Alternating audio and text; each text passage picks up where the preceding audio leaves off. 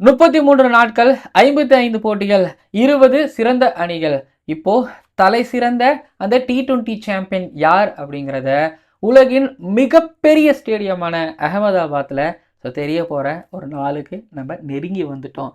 இந்தியாவா நியூசிலாண்டா, ரெண்டு டீமுக்குமே ஏகப்பட்ட பகைகள் இருக்குது அப்படிங்கிறது ஒரு பக்கம். அப்படின்னா அகமதாபாத் அப்படின்னாலே எல்லாருக்கும் ஞாபகத்துக்கு வரது இந்தியன் ஃபேன்ஸுகளுக்கு நவம்பர் 19ஆம் தேதி 2023. அதை மாற்றி எழுதுகிற ஒரு நாளாக இந்த மார்ச் 8 2026 இருக்குமா? ஸோ பிச்சை பற்றி ஆல்ரெடி தனியாக பேசி வீடியோ போட்டிருக்கிறோம், பார்த்துட்டு வாங்க. இதுலேயும் கொஞ்சம் கிளிம்ஸ் காட்ட போகிறேன். மற்றபடி இதில் வந்து டீட்டெயில்டு ஒரு ப்ரீ அனாலிசிஸ் இருக்க போது, யாருக்கு என்னென்ன பிரச்சனை இருக்குது, இந்தியாவோட பெஸ்ட் பிளேயிங் 11 என்ன, நியூசிலாந்து எந்த அளவுக்கு சவாலான ஒரு அணியாக இருக்க போகிறாங்க அப்படிங்கிறதெல்லாம் பேச போகிறேன். ஸோ இப்போது நியூசிலாந்து அகமதாபாத்துக்கு போயிட்டாங்க, இந்தியாவும் அகமதாபாத்துக்கு போயிட்டாங்க. நியூசிலாந்து அவங்களோட ப்ராக்டிஸாக ஆரம்பிச்சிட்டாங்க. இப்போது நானும் வந்து பார்த்திங்க அப்படின்னா சென்னையில் இருக்கிறேன்னா அகமதாபாத்துக்கு போய் இறங்க போகிறேன். ஸோ டிக்கெட் எடுத்துட்டேன். நிறைய பேர் சூப்பர் தேங்க்ஸ் மூலமாக உங்களை உதவிகளை செஞ்சுக்கிட்டு இருக்கிறீங்க. 100 ரூபாய், 200 ரூபாய், சில பேர் பவுண்ட்ஸ் மூலமாக ஹெல்ப் பண்ணிகிட்டு இருக்கிறீங்க. ரொம்ப ரொம்ப ரொம்ப ரொம்ப நன்றி. உதவி செஞ்சவங்களுக்கும் அடுத்து உதவி செய்ய போகிறவங்களுக்கும் ரொம்ப ரொம்ப நன்றி. ஸோ நிறைய பேர் ஸோ ஆப்வியஸ்லி நீங்கள் கேட்டுக்கிட்டு இருக்கீங்க, உனக்கு எதுக்கு காசு தரும், நீ போய் ஜாலியாக மேட்ச் பார்க்குறீங்க அப்படின்னு கேட்டுட்ருக்கீங்க. ஓகே, அது உங்களோட விருப்பம். நீங்கள் கொடுத்தாலும் கொடுக்கலாம், கொடுக்காட்டியும் இருக்கலாம். சின்ன ரெக்வஸ்ட் தான் அது. பட் நிறைய பேர் கொடுத்துக்கிட்டு இருக்கிறீங்க, அவங்க எல்லாருக்கும் ரொம்ப நன்றி. பட் நீங்கள் கொடுத்துருக்கிறீங்கல்ல, கண்டிப்பாக உங்களை டிசப்பாயிண்ட் பண்ண மாட்டேன். நான் சில பல பிளான்ஸ் வச்சுருக்கேன். அந்த பிளானோடவே நான் அங்கே போகிறேன். அங்கே போயிட்டு உங்களுக்கு நல்ல வீலாக்ஸ், கண்டிப்பாக மேட்சோட டே வீலாக் தாண்டி மேட்ச்சுக்கு முந்தின நாள் அங்கே எப்படி இருக்குங்கிறதையும் வந்து உங்களுக்கு கொடுக்க போகிறேன். ஸோ பார்க்கலாம், பாருங்கள், சப்ஸ்கிரைப் பண்ணி வச்சுக்கோங்க, உங்களுக்கு கிரிக்கெட் ஃப்ரெண்ட்ஸுக்கும் ஷேர் பண்ணிக்கோங்க. அகமதாபாத் போகிறேங்கிறது எனக்கு ஒரு மாதிரி ஹாப்பியாக இருக்குது. ஆனால் இப்போ அதுக்குள்ளே வீடியோக்குள்ளே போனால் யார் சாம்பியன் ஆக போகிறாங்கிறத பற்றி பேசுவோம். ஓவருக்கு 6 பால் தான், ஆனால் நோ பால் போட்டால் 7 பால். ஐபிஎல் பாப்பியா? ஜெனில் லேடிஸ் அண்ட் ஜென்டில்மேன், இந்த மங்காத்தால ICC men's T20 world cup 2026 அகமதாபாத்தில் நடக்க இருக்கக்கூடிய இந்தியா வர்சஸ் நியூசிலாந்து தி கிராண்ட் ஃபைனலோட ஒரு ப்ரீ அனாலிசிஸ் பார்க்க வந்திருக்கீங்க இந்த ஸ்பெஷல் கிரிக் ஆனந்தாஸ் ஷோவினிலே. ஃபைனலை பற்றி பேசுகிறதுக்கு முன்னாடி எனக்கு லைட்டாக கொஞ்சம் பயமாக இருக்குது அப்படிங்கிற மாதிரி இருந்தது. ஏன்னா ஒரு ஃபைனலில் 2 பெஸ்ட் டீம் மோத போகிறாங்க அப்படிங்கிறது எனக்கு ஆட்டோமேட்டிக்காக ஒரு பயம். இந்தியா வந்து நியூசிலாந்து போட்டினாலே அது ஒரு தனியான அது ஒரு ஒன்று அது கொடுக்கும். அது என்னவோ, அது எப்படி சொல்கிறதுனா அதில் ஒன்று இருக்குது அப்படின்னு நான் சொல்லுவேன். ஏன்னா India Pakistan match, Australia England match அப்படின்னு வரும்போது நம்மளுக்கு ஒன்று இருக்குல்ல, இந்தியா ஆஸ்திரேலியா மேட்ச் ஒன்று இருக்குல்ல. அதே போல் இந்தியா நியூசிலாண்டுனாலே எனக்கு இருக்கும். முக்கியமாக நியூசிலாந்து அப்படின்னாலே அது இருக்கும். ஏன்னா டாக்டிக்கலாக அவங்க ஆடுறவங்க அப்படிங்கிறதுனால சும்மா வந்து அப்படியே போகிறவங்க இல்லை. ஒரு சப்கார்டினேட்லேயும் வந்து பார்த்தீங்க அப்படின்னா அவங்களோட டாக்டிக்ஸை வந்து அப்ளை பண்ணி சூப்பராக ஆடிட்டு போகிறவங்க. ஸோ அதனால் இந்த போட்டி வந்து இந்தியா ஒருவேளை ஜெயிக்கிறாங்கன்னு கூட வச்சுக்கோங்க, பட் அவ்வளோ ஈஸியாக இருக்காது அப்படின்னு நான் நம்புகிறேன். அதை பற்றி நான் அதான் சொல்கிறேன்ல, பிச்சை பற்றி பேசும்போது நான் நிறைய பேசியிருந்தேன். சரி, ஓகே, T20 வேர்ல்டு கப்பில் இந்தியாவுக்கும் நியூசிலாண்டுக்கும் ஒரு 3-4 மேட்ச் தான், இல்லை 3 மேட்ச் தான் ஐ திங்க் நடந்திருக்குன்னு நினைக்கிறேன். ஆனால் லீடு நியூசிலாந்து தான். ஆமாம், சொன்னால் நம்புவீங்களா? உண்மையும் அதுதான். 2021 T20 வேர்ல்டு கப்பில் நியூசிலாந்து துபாயில் இந்தியாவை பீட் பண்ணாங்க. ஸோ இந்தியா அந்த T20 வேர்ல்டு கப்பை விட்டு லீக் ஸ்டேஜில் வெளியில் போகிறதுக்கு அந்த மேட்ச் ஒரு காரணமாக இருந்தது. 2016 T20 வேர்ல்டு கப்பில் நாக்பூர் போட்டி இந்தியாவை வந்து ஒரு மாதிரி பேக்கெட் பண்ணி பார்சல் பண்ணியிருப்பாங்க. அதுதான் அந்த T20 வேர்ல்டு கப்பில் இந்தியாவோட ஃபஸ்ட் மேட்ச். ஆனால் சமாளித்து இந்தியா வந்து பார்த்திங்கன்னா செமிஃபைனல் வரைக்கும் வந்திருப்பாங்க. அப்புறம் 2007 T20 world cup, inaugural T20 world cup, அதில் நியூசிலாண்டுக்கிட்ட இந்தியா தோற்றுருந்தாலும் பட் அந்த T20 வேர்ல்டு கப்பில் சாம்பியன் ஆகியிருந்திருப்பாங்க. அப்புறம் 2022 2024 T20 வேர்ல்டு கப்லேயோ இந்தியா நியூசிலாண்டெல்லாம் பெருசாக ஃபேஸ் பண்ணவும் கிடையாது.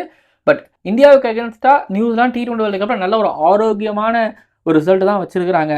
ஆனால் அந்த ஐசிசி ஈவெண்ட்ஸ்னு எடுத்துக்கிட்டிங்க அப்படின்னா இங்கே ஒன்று சொல்லலாம், எப்போ 2023 ஓடி வேர்ல்டு கப்பில் இந்தியா செமிஃபைனலில் நியூசிலாந்து குத்தி போட்டாங்க, சாம்பியன்ஸ் ட்ரோஃபி 2025 ஃபைனலில் நியூசிலாந்து அடிச்சு தான் இந்தியா சாம்பியன் ஆனாங்க. பட் ஆனால் அந்த வேர்ல்டு டெஸ்ட் சாம்பியன்ஷிப் 2021 ஃபைனலில் இந்தியாவை பீட் பண்ணாங்க நியூசிலாந்து. அப்போ இந்தியா பீக்கில் இருந்தாங்க.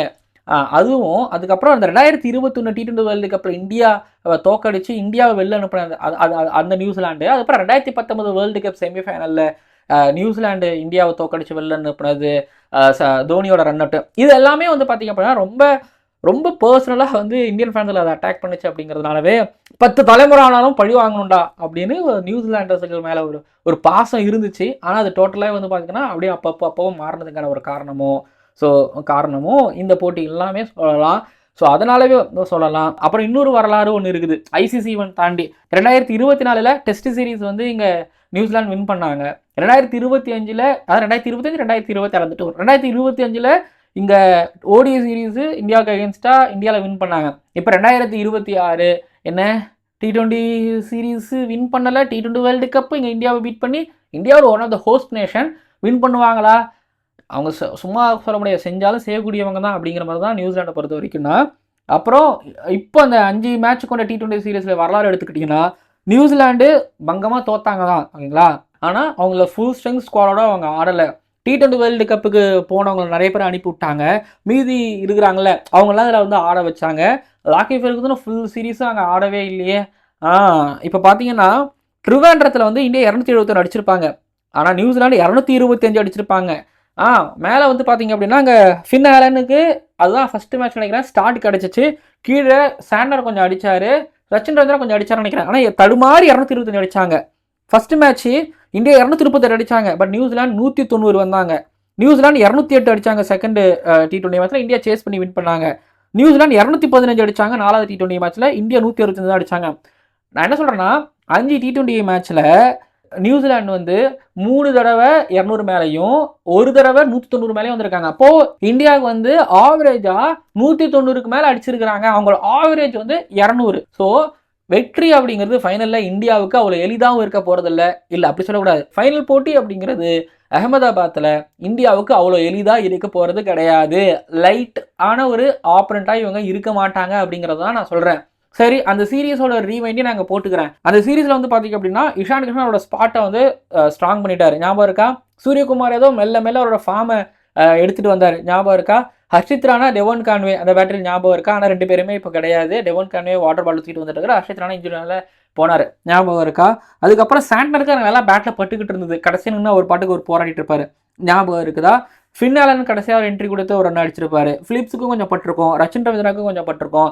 பிஷ்னோயும் குல்தீப் யாதவும் வருண் சக்கரவர்த்தியும் வந்து பார்த்தீங்க அப்படின்னா நியூசிலாண்டோட மிடில் ஆர்டரை டெஸ்ட்ராய் பண்ணியிருந்திருப்பாங்க. Sanju Samson versus Matt Henry, Sanju Samson versus Lockie Ferguson, இதெல்லாம் ஞாபகம் இருக்கா? அபிஷேக் சர்மாவுக்கு ஒரு டீசெண்டான சீரீஸாக இருந்தது. ஞாபகம் இருக்கா? ஆமாம், ஒரு மேட்ச் இந்த 153 வந்து அடிச்சு டப்புன்னு அடிச்சிருப்பாரு அபிஷேக் சர்மா. 10 ஓவர் அடிச்சிருப்பாங்க. இதெல்லாம் உங்களுக்கு ஞாபகம் இருக்கா? இதெல்லாமே அந்த சீரீஸில் நடந்துச்சு. பட் ஆனால் ஒன்று சொல்கிறேன், இந்தியா வந்து அந்த 2 வருஷத்தில் நிறைய எக்ஸ்பெரிமெண்ட் பண்ணி வச்சுருந்தாங்க, ஓகேங்களா. பட் அந்த 5 மேட்ச்சில் நியூசிலாந்து நிறைய எக்ஸ்பெரிமெண்ட் பண்ணியிருந்தாங்க. மோசமான தோல்வி. அவங்க எக்ஸ்பெரிமெண்ட் பண்ணாங்க.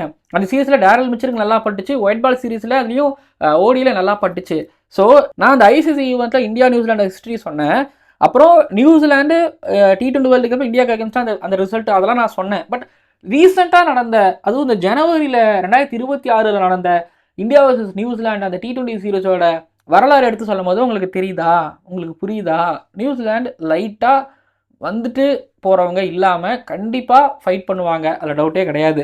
சரி, இது வரலாறு. அப்படின்னா நான் பிச்சை பற்றி நான் ஆல்ரெடி சொன்னேன். பட் அகைன் இங்கே ரிப்பீட் பண்ணிக்கிறேன். நரேந்திர மோடி ஸ்டேடியம் இந்தியாவுக்கு ஆபத்தா, பிரச்சனையா, இல்லை சாபமா அப்படின்னு கேட்டிங்கன்னா கிடையவே கிடையாது. அங்கே சூனியம் எதுவும் கிடையாது. இந்தியன் பிளேயர்ஸ் அங்கே சரியாக போய் ஆடலை, அதுதான் உண்மை.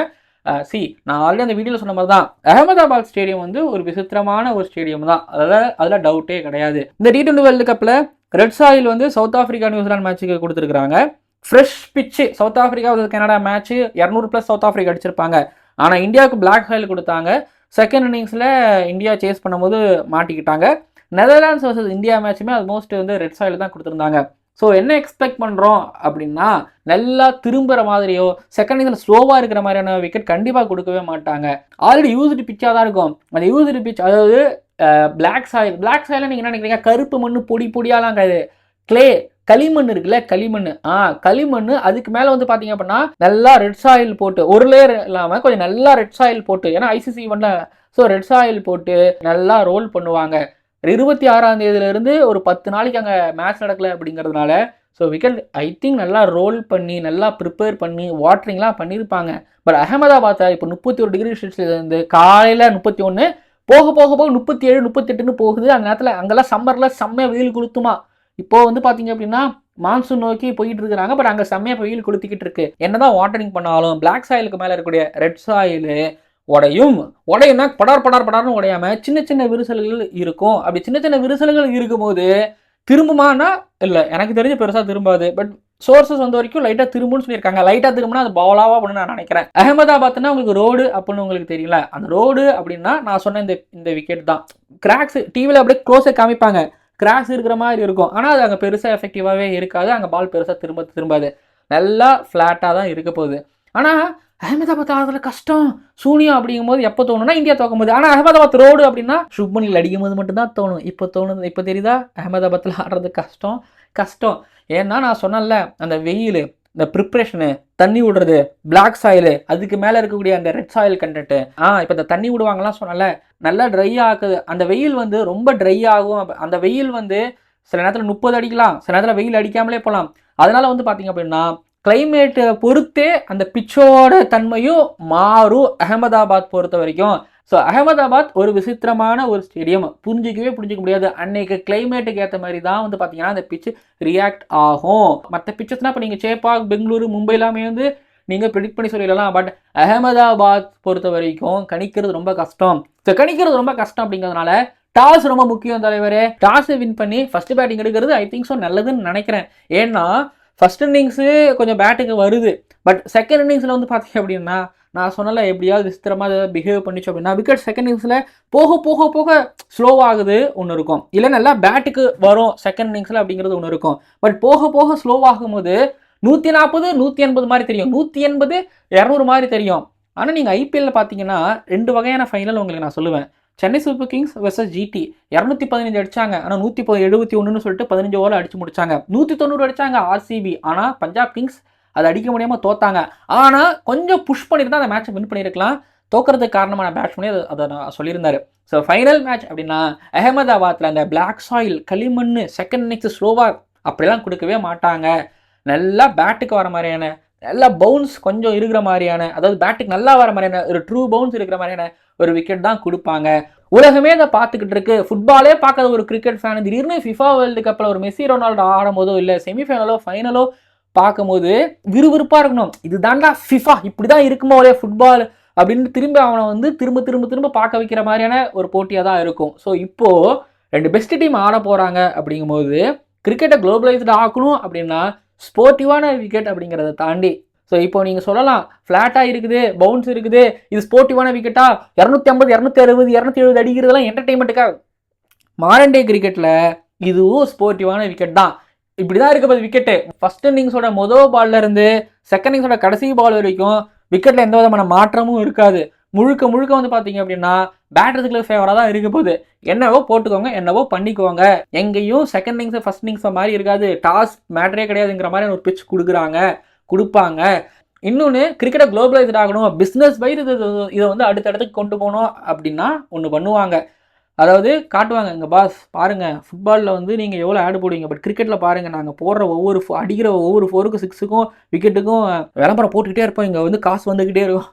ஃபுட்பாலை விட இங்கே நிறைய காசு எடுக்க முடியுங்கிறதையும் காமிக்கிறதுனால ஃபைனலில் நான் எக்ஸ்பெக்ட் பண்ணுறேன் 230, 240, 250 ப்ளஸ் 230க்கு மேலே இருக்கக்கூடிய ஒரு மேட்சாக இருக்கும்னு நான் நினைக்கிறேன். உலகின் 2 பெஸ்ட் டீம்ஸ் ஆட போகிறாங்க. T20 கிரிக்கெட் தான் கிரிக்கெட்டுன்னு இப்போ அடுத்தது ஆகுது. அப்படிங்கும்போது Olympics, FIFA, NBA, T20 world cup, அதில் ஒரு ஃபைனல் எப்படி இருக்கணும் அப்படிங்கிற மாதிரியான ஒரு ஃபைனலாக இருக்க போது. ஸோ டாஸை வின் பண்ணி, ஸோ டாஸை லாஸ் பண்ணிட்டாங்களா ஐயோ அப்படின்லாம் யோசிக்காமல் ஃபர்ஸ்ட் இன்னிங்ஸில் 2 இன்னிங்ஸுக்கும் சேர்த்து போடக்கூடிய எஃபர்ட்டை பவுலர்ஸ் போட்டு சின்ன ரன்னாக இங்கே செகண்ட் இன்னிங்ஸில் கொடுக்கணும். அண்ட் ரன்னிங் பிட்வீன் விக்கெட் ரொம்ப முக்கியமாக இருக்கணும். ஏன்னா ஸ்கொயர் பவுண்டரிஸ் ரொம்ப பெருசு. மெஸ்ஸி, விராட் கோலி இங்கே வந்து 1 ரன்னை 2 ரன்னாக கன்வெர்ட் பண்ணணும், 2 ரன்னை 3 ரன்னாக கன்வெர்ட் பண்ணணும். ஸ்ட்ரைட் பவுண்டரி சின்னது.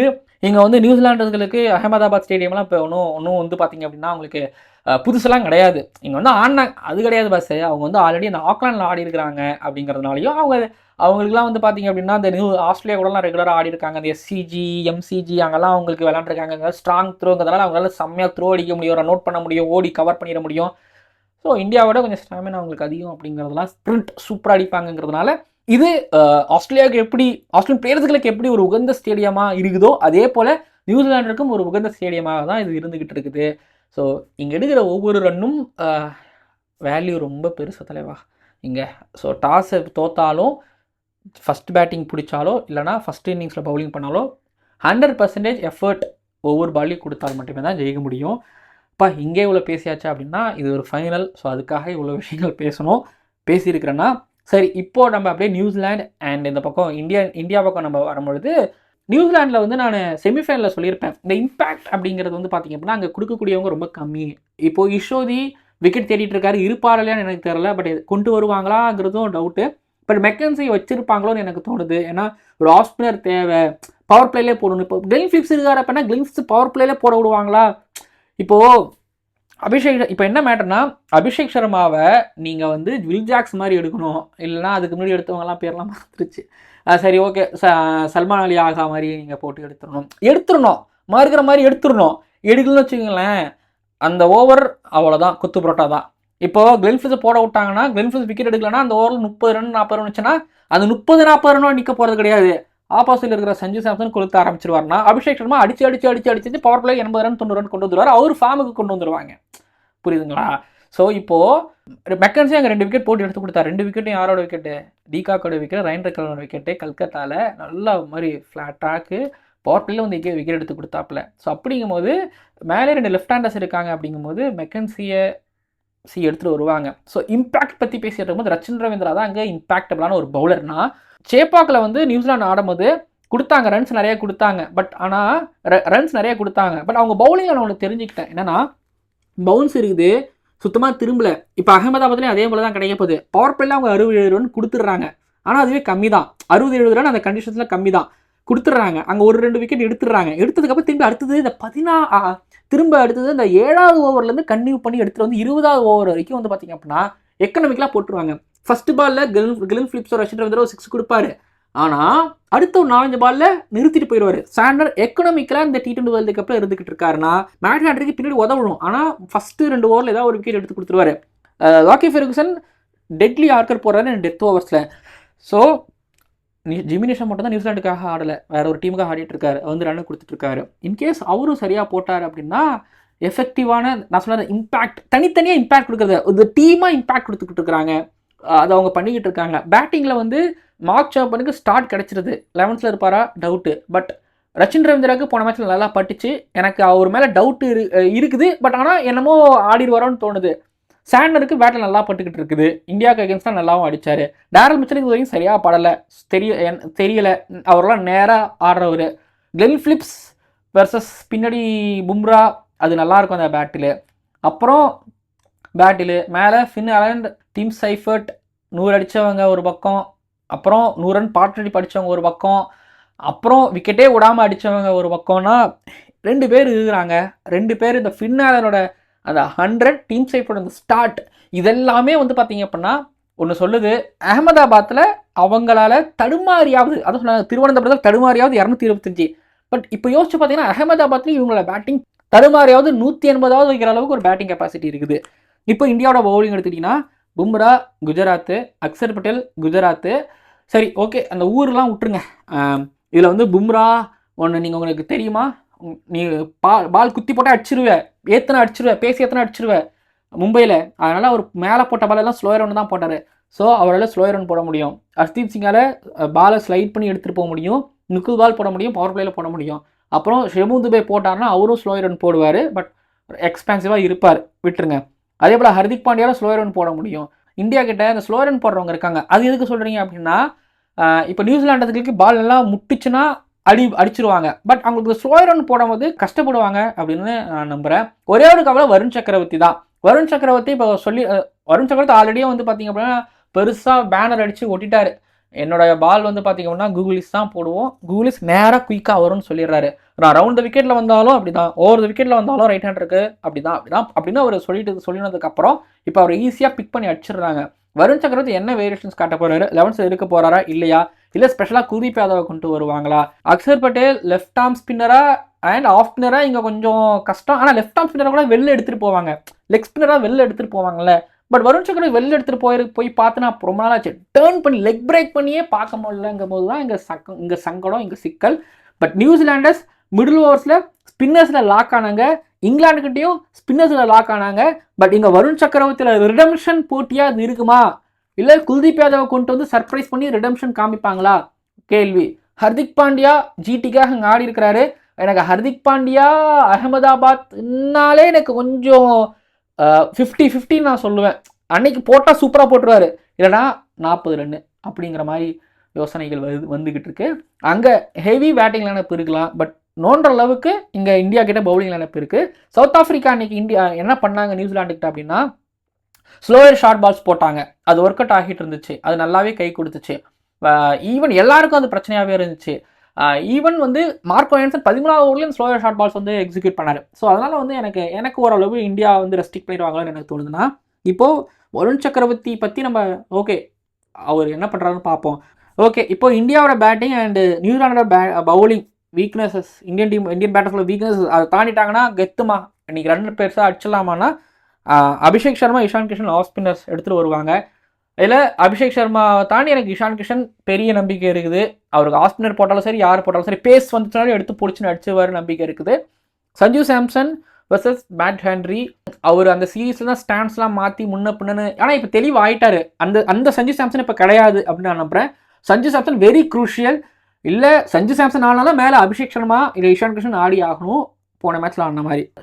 சூரியகுமார் யாதவோட அந்த ஸ்லோயர் பால், அப்புறம் சாண்டன் வர்சஸ் சூரியகுமார் யாதவ் அந்த பேட்டிலும் இங்கே இருக்குது.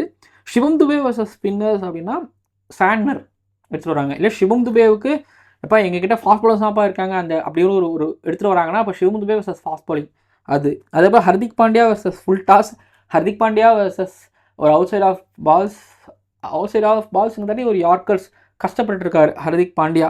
திலக் வர்மா எப்படி போட்டாலும் என்ன போட்டாலும் அவர் ஆடிடுறவர். ஸோ எனக்கு திலக் வர்மா, அக்ஷர் பட்டேல், இஷான் கிஷன், சிவம் துபே கான்ஃபிடென்ட் இருக்குது இவங்கள்ட்டலாம். ஆனால் இப்போ நான் சொல்கிறேன், இப்போ அபிஷேக் சர்மா, சூரியகுமார் யாதவ்லாம் விளாண்டு கொடுத்தே ஆகணும். ஹர்திக் பாண்டியாலாம் பர்ஃபார்மன்ஸ் பண்ணி ஆகணும். இவங்க எல்லாரும் பர்ஃபார்மன்ஸ் பண்ணால் மட்டும்தான் நியூசிலாண்டை இந்தியாவில் ஜெயிக்க முடியும். மேட் ஹென்ரி நியூ பால் எடுத்துகிட்டு வருவார், ஒரு விக்கெட் வேட்டையாடுறதுக்காக வருவார். அண்ட் அவங்கள பவுலிங் ரொட்டேஷன்ஸ் குழப்பும். இது வரைக்கும் எனக்கு ஒரு மாதிரி ஸ்டேபிளாக இருந்த மாதிரி எனக்கு தெரியல. பட் அங்கே வந்து ரச்சின் ரவீந்திரா மட்டும் தான் ஸ்ட்ரைக் ஸ்பின்னராக இருந்துகிட்டு இருக்கிறாரு. ஸோ அவர் அடிச்சிட்டாங்க அப்படின்னாலே திரும்ப இன்னொரு மேபி கிளென் ஃபிலிப்ஸ்லாம் எடுத்துருவார். அதான் பார்ப்போங்க. ரச்சின் ரவீந்திராவை வந்து விக்கெட் எடுக்கிறாருன்னா போட விட்டுறாங்க, அடி வாங்கினாருன்னா டக்குன்னு மெக்கன்சிக்கு போகிறாங்க. ஸோ அவங்கள பிளானை இந்தியா எப்படி ஊடுருவ போகிறாங்க எங்க செம்மையாக பிளான் பண்ணுவாங்க. அதில் நியூசிலாந்து அதில் டவுட்டே கிடையாது. பார்ப்போம், டவுட்டே கிடையாது, அது எப்பயும் அவங்க அதை பண்ணுவாங்க. But India Ahmedabad home ground, home support இருக்குது. 2023 ஓடி வேர்ல்டு கப்பில் பண்ண தப்பங்க பண்ண மாட்டாங்க அப்படின்னு நான் நம்புகிறேன். 40 minutes ஆஃப் பேட் பிளே அது அந்த வேர்ல்டு கப்போட அது அந்த ஓடி மேட்சஸோட முடிஞ்சிடணும். பட் இங்கே நான் 45 minutes of bat play, 15 minutes of bat play, நாங்கள் 30 டாட் பால்ஸ் தான் வச்சோம், 20 ரன் ஓடி எடுத்தோம் அப்படிலாம் இல்லாமல் அடிக்கிற ஒவ்வொரு சிக்ஸுங்க ரொம்ப இம்பார்ட்டண்ட். அடிக்கிற ஒவ்வொரு சிக்ஸு தான் இங்கே வேல்யூ, பவுண்டரிஸ் வேல்யூ, ஓடி ரன்ஸ் வேல்யூ, ஒவ்வொரு ரன்னும் வேல்யூங்க அகமதாபாத்தை பொறுத்த வரைக்கும். ஆனால் நியூசிலாந்து ஏன் ஃபைனலுக்கு வந்துருக்காங்கன்னா இங்கே ஒரு ரீசன் இருக்குது. அவங்க ஃபீல்டிங் நல்லா இருக்கும், அவங்க ஃபீல்டிங்ஸ் கன் மாதிரி இருக்குதும். அதனால தான் வந்து பார்த்தீங்கன்னா அவங்க ஃபைனல் வரைக்கும் வராங்க. சாம்பியன்ஸ் ட்ரோஃபி ஃபைனலுக்கு ஏன் வந்தாங்கன்னா அவங்க அந்த ஃபீல்டிங் மூலமாக தான் வந்தாங்க. ஸோ அவங்க T20 கிரிக்கெட்டில் இந்த T20யில் ஃபீல்டிங் ரொம்ப முக்கியம், அது சூப்பராக பண்ணிடுவாங்க. அதனால தான் ஃபைனலுக்கு வந்திருக்காங்க. 3 டிபார்ட்மெண்ட்டும் கன்னாக இருந்தால் ஆப்வியஸ்லி அந்த டீம் அந்த க்ரௌனை தூக்கி தலையில் வைக்கலாம், அதுக்கு பொருத்தமான ஒரு அணியாக இருப்பாங்க.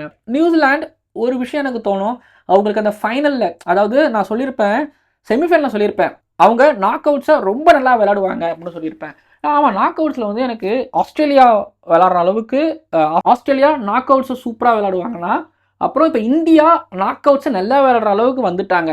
அது ஒயிட் பால் கிரிக்கெட்டில் அது வந்துட்டாங்க, முக்கியமாக T20யில் அது வந்துட்டாங்க அப்படின்னு நான் பிலீவ் பண்ணுறேன்.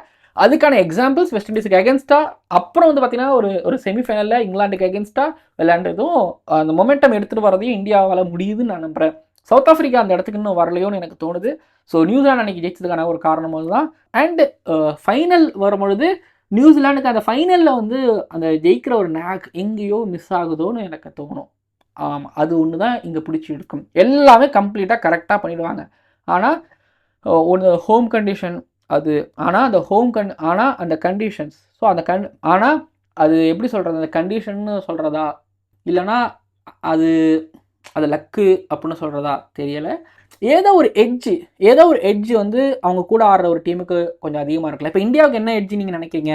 ஹோம் க்ரௌடு, ஹோமு, இதுதான் எட்ஜாக நான் பார்க்குறேன். ஸோ கேம் வைஸ் 2 டீம் ஈக்குவலாக இருக்கலாம், பட் இதுதான் எட்ஜ், அந்த பவுண்டரி தான் எட்ஜ். இந்த 0.0001 அதில் 2 இந்தியாவுக்கு அந்த கட் ஆஃப் மார்க் போகல அந்த மாதிரி. ஸோ இந்தியா பேரஸ்ட் ஆஃப் மார்ஜினில் எடுப்பாங்களா அப்படின்னு கேட்டிங்கன்னா, இந்தியா இந்த ICC men's T20 world cup 2026 champion ஆவாங்க அப்படின்னு நான் நம்புகிறேன். ஸோ டிஃபெண்டிங் சாம்பியன்ஸாக இந்தியா முதல் முறையாக ஒரு ஹோஸ்ட் நேஷனே ட்ரோஃபியை தூக்குற அந்த சாதனையை இந்தியா படைப்பாங்க நான் நம்புகிறேன். 51% இந்தியா ஜெயிப்பாங்க நம்புகிறேன். நியூசிலாந்து 49%. ஸோ ஜெயிக்கிறதுக்கான சான்ஸ் இருக்குது. பேரஸ்ட் ஆஃப் மார்ஜின் நியூசிலாந்து எப்போவுமே பிரச்சனை இருக்கும். பட் ஒருவேளை இந்த ஃபைனலில் அவங்க தோக்குறாங்கனாலும், பட் ஆப்வியஸ்லி அவங்க கிரிக்கெட்டோட ஒன் ஆஃப் த வின்னர்ஸ், அதில் டவுட்டே கிடையாது. பார்ப்போம் கிளைமேக்ஸ் என்னாக சொல்லிட்டு. அகமதாபாத்தில் 1 லட்சம் ரசிகர்களுக்கு முன்னாடி ஒரு நீல கடலுக்கு நடுவில் ஒரு கருப்பு 11 கிவிஸ் விளையாட போகிறாங்க. ஸோ நீங்கள் உங்கள் ரிசல்ட்டை சொல்லுங்கள். அப்புறம் player of the match award யார் வின் பண்ண போகிறாங்க அப்படிங்கிறதே நான் பார்க்குறதுக்கு அவளோட காத்துட்ருக்கேன். அது ஃபைனலில் player of the match award, knock அவுட்ஸில் 2 player of the match award Sanju Samson வாங்கி கொடுத்தாரு. அந்த பக்கம் ரச்சின் ரவீந்திரா ஒரு பக்கம் விளையாண்டு கொடுத்து, அதுக்கப்புறம் ஃபின் ஆலன் விளையாண்டு கொடுத்து player of the match award வாங்கி 2 பேர் அப்படியே உள்ளே கொண்டு வந்தாங்க. இங்கே ஃபைனலில் யார் பார்ப்போம். Okay, final player of the match award champions எல்லாமே பெருசு, ராயல் எலைட் அதெல்லாம் என்ன நடக்குதுன்னு பார்ப்போம். ஸோ ஓகே, வீலாக்ஸ் வருது பாருங்கள், அப்டேட் கொடுக்குறேன் பாருங்கள். பட் எனக்கு ரொம்ப பிடிச்ச ஒரு ப்ரிவியூவாக ப்ரிவியூ அமையுது பாருங்கள். மறக்காமல் சப்ஸ்கிரைப் பண்ணுங்கள். நன்றி.